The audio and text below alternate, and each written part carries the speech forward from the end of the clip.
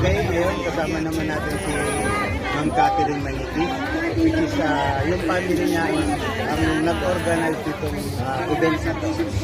Kat? Hello po, ako po si Kat. Bale, sinimulan po namin tong programa na to 15 years ago. Gusto lang po talaga namin magpasalamat para sa isang buong taon na biyaya na natatanggap ng pamilya. So, eventually, lumaki na po siya kasama yung pamilya, kaibigan ng kaibigan. So, patuloy po silang sumusuporta. Ang pangarap po namin ay makapagpasaya ng mga bata. Kaya po, puro bata po yung beneficiary ng program na to. So, ang tawag po namin sa programang to ay pasasalamat kasi ito po yung pasasalamat na namin para sa lahat ng biyaya na natanggap namin. So, masaya po kami na maraming sumusuporta dito sa programang to. Taon-taon po, palaki po siya ng palaki.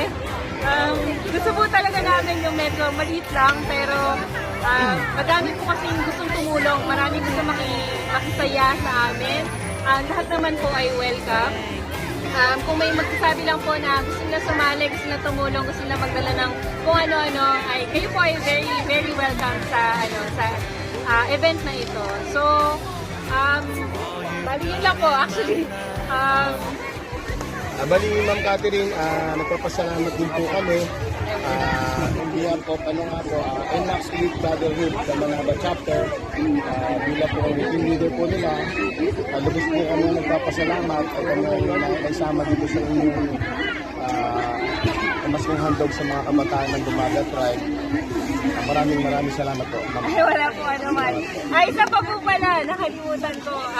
Ang layunin po talaga nito ay bukod sa pagpapasalamat, naniniwala po kasi kami na kapag may isang bata na nabigyan ng hope, ng pag-asa, kunyari makakita sila ng magandang laruan, magandang gamit, nagpupusigi po sila na mas maging magsumingap sa buhay nila. So kaya po yung ite at yung hope na may ibibigay namin ay para sa kanila din, para sa kinabukasan nila. Okay.